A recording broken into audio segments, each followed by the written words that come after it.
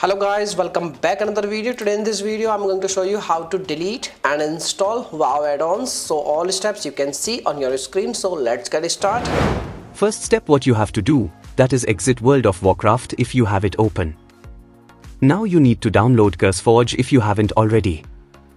Because without this step you cannot do this. Now you need to open CurseForge. On the Choose a Game screen, choose World of Warcraft. In the top right corner, use the drop-down to select a version of WoW.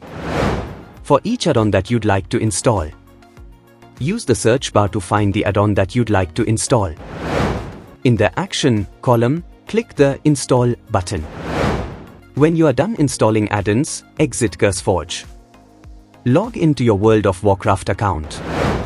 In the bottom left corner of the character screen, click the Addons button.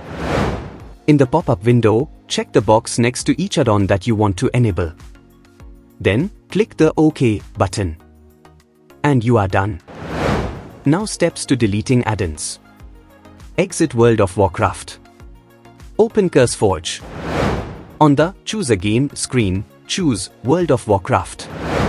In the top right corner, use the drop-down to select a version of WoW. Right-click each add-on you want to delete and click the Delete Add-on option. And you are done.